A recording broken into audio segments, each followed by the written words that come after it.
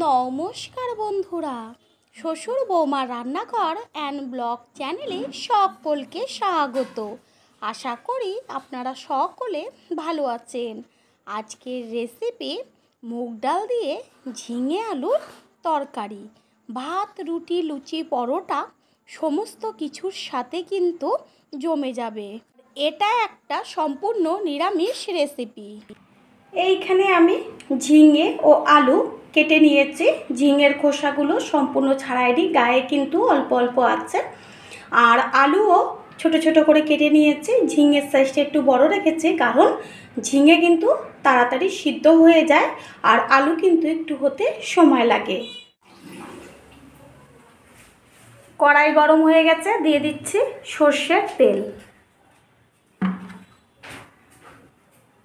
সর্ষের তেল গরম হয়ে গেছে, এবার এর মধ্যে দিয়ে দেব তেজপাতা আর শুকনো লঙ্কা ফোড়ন, দেব কালো জিরে। এইখানে আপনারা পাঁচফোড়নও ব্যবহার করতে পারেন, তবে আমার মনে হয় কালো জিরেটা দিলেই কিন্তু বেশি টেস্ট হয়। তেলের থেকে সুন্দর একটা ভাজা গন্ধ বেরিয়েছে। এবার এর মধ্যে দিয়ে দেব 1 চা চামচ হিং। নিরামিষ রেসিপির ক্ষেত্রে হিং ফোড়ন কিন্তু খুব ভালো লাগে। গ্যাসের ফ্লেম কিন্তু একদম লো, আর সাথে সাথে হিংটা যেন পুড়ে না যায় সেই কারণে দিয়ে দেব ডুবো করে কেটে রাখা আলু। আলুটা দিয়ে এবার আলুটাকে একটু হালকা ভেজে নেব।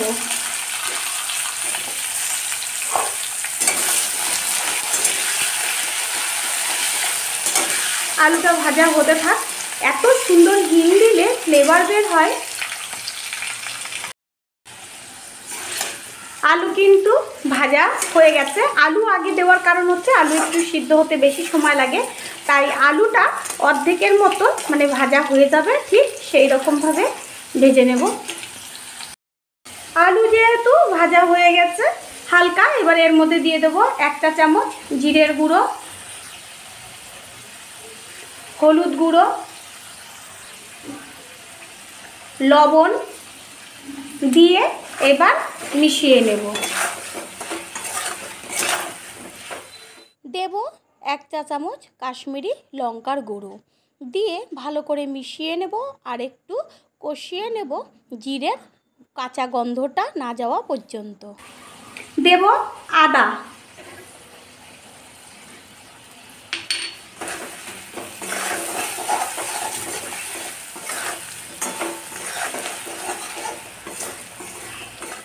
মশলার থেকে তেল ছাড়ছে আর কালারটা দারুণ এসছে। এবার মশলার যে কাঁচা গন্ধটা ছিল জিরের, সেটা কিন্তু চলে গেছে। এর মধ্যে এরপরে দিয়ে দেব কেটে রাখা ঝিঙেগুলো, দিয়ে গ্যাসের ফ্লেমটা বাড়িয়ে দেব, দিয়ে ঝিঙের সাথে মিশিয়ে নেব। আর ঝিঙে দেওয়ার পরেই কিন্তু জল ছাড়তে শুরু করবে, তাই ঝিঙেটা আগে দেইনি। দিয়ে দেব চেরা কাঁচা লঙ্কা আর হচ্ছে মুগের ডাল। এইখানে মুগের ডালটা ভালো করে জল দিয়ে ধুয়ে নিয়ে এসেছি, আর মুগের ডালটা কিন্তু ভেজে দেব না, কাঁচা মুগের ডালটা এখানে ব্যবহার করব। দিয়ে দিলাম মুগের ডাল, দিয়ে এবার একসাথে ভালো করে একটু কষিয়ে নেব। ঠিক এইভাবে ডাল ঝিঙে আলুর সাথে মিশিয়ে নেব।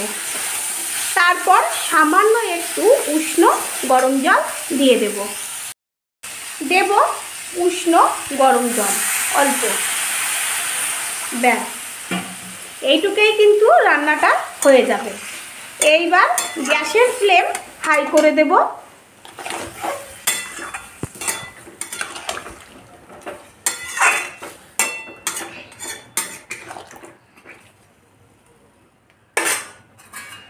ঢাকনা দিয়ে ঢেকে দেব। 2 মিনিট পর এসে ঢাকনাটা সরিয়ে তারপর একটু ওপর নিচ করে মিশিয়ে দেব।